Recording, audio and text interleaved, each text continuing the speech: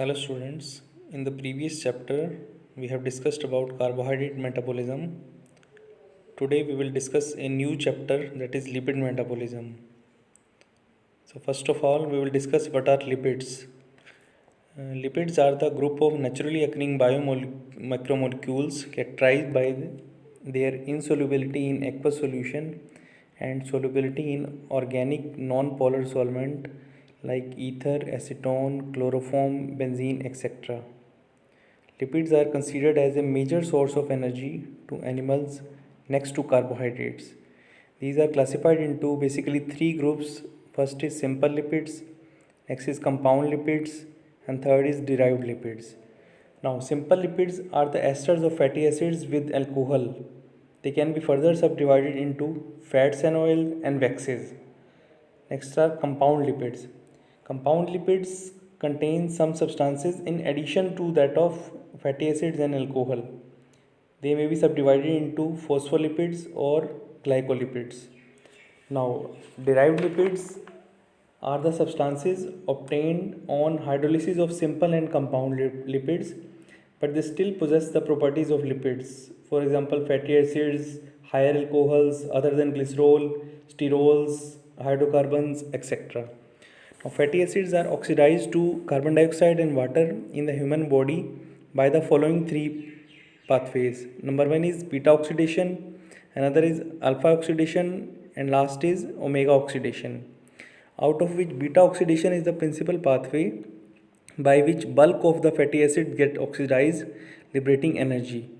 The term beta oxidation means that the oxidation take place in the beta carbon of the fatty acid with the removal of two carbon atoms at a time from the carboxy end of the molecule.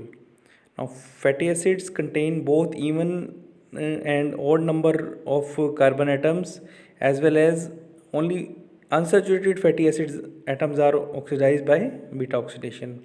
Now, here you can see in this reaction the fatty acid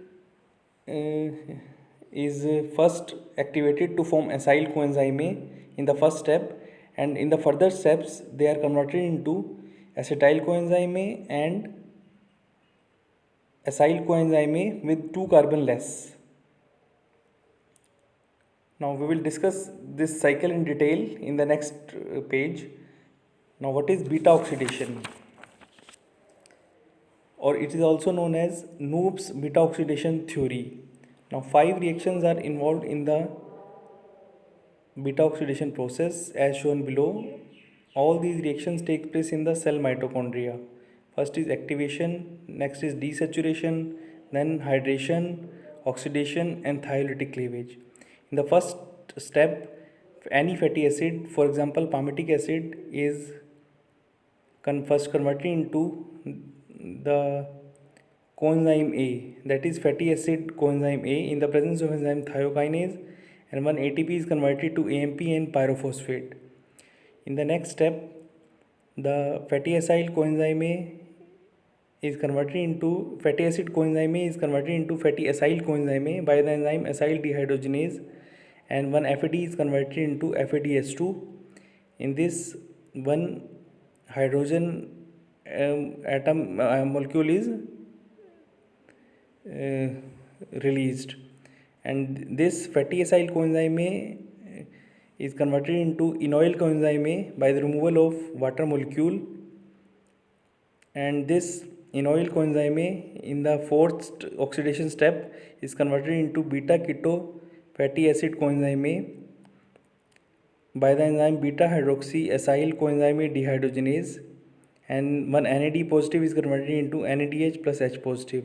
In the last step, beta keto fatty acid coenzyme A is converted into beta keto acyl coenzyme thiolase by the enzyme beta keto acyl coenzyme thiolase to acetyl coenzyme A and acyl coenzyme A with two carbon less. This acyl coenzyme A is again converted back to the fatty acid coenzyme A step where it is further utilized till it is further converted into acetyl coenzyme A. Now, the intermediates formed in the beta oxidation like FADH2 is fed into the respiratory chain and converted into 2 ATP molecules, and NADH is formed in the fourth step, is converted into 3 ATP molecules. The acetyl coenzyme A formed in the last step is fed into the citric acid cycle, where it is converted into the two CO2 molecules. So this is the complete cycle of beta oxidation of fatty acids. Thank you.